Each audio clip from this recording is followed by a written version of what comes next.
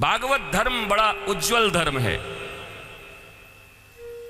धर्म प्रोजित कैतवोत्र परमो निर्मत्सरा नाम सताम। अब हमें तो मौका ही नहीं मिला पूरी भागवत करने का।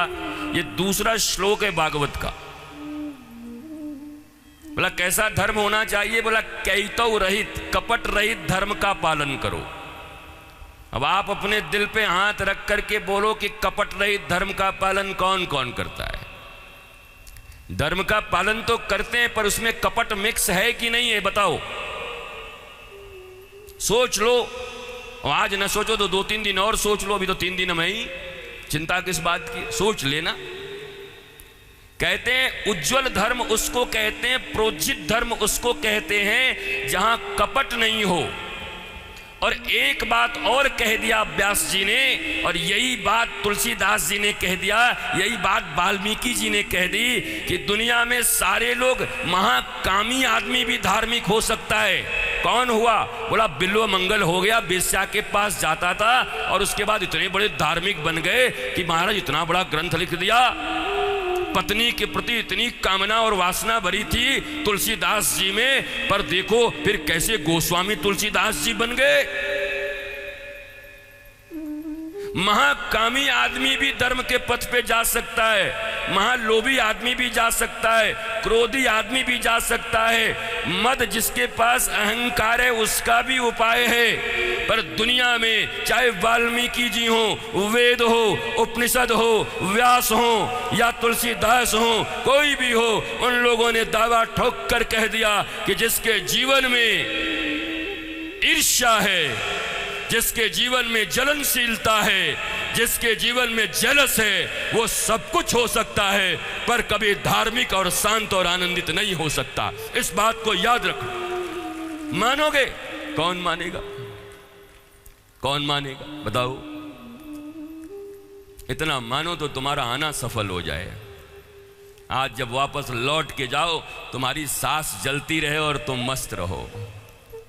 आज जब वापस जाओ तो बहू तुमको गाली देती रहे, जलती रहे, बुढ़िया केवल कथा सुनेगी, दिन रात बुढ़िया खाएगी और सुनेगी, उसके बाद भी तुम मस्त रहो। बोला यह तेरा संस्कार, तेरे पिता का संस्कार, तू समझ क्या लेके आई है, मुझे कोई फर्क नहीं पड़ता, क्योंकि मैं इस दुनिया में परमात्मा की बेटी बन करके आई हूं। मैं जानकी और राधा की बेटी हूं। मैं किसी शूर्पणखा और पूतना की बेटी नहीं हूं जो तुम्हारे चक्करों में फंसने वाली हूं। इस बात का संकल्प ले लो अपने जीवन।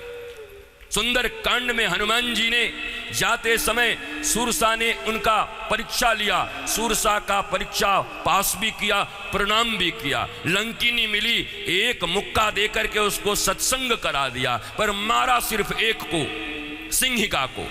ये सिंहिका कौन थी? कहा जब कोई भी ऊपर से जाता था, नभचर उड़ने वाला, उसकी परछाई समुद्र के पानी में पकड़ के दबाती थी और वो नीचे गिर जाता था और उसको खाती थी। वो चाहती तो भैया जल में रहती थी, जल के जीवों को भी खा सकती थी, पर ऊपर उड़ने वाले जीवों से उसको बड़ी ईर्ष्या थी। अच्छा तुम मुझसे ऊपर उड़ेगा?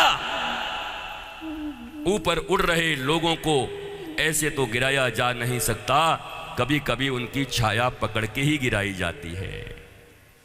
उनके छाया में कोई दाग दिखा के उनको गिरा दिया जाता है। और ये भारत की तो बड़ी प्राचीन पद्धति है, यहां मत पूछो।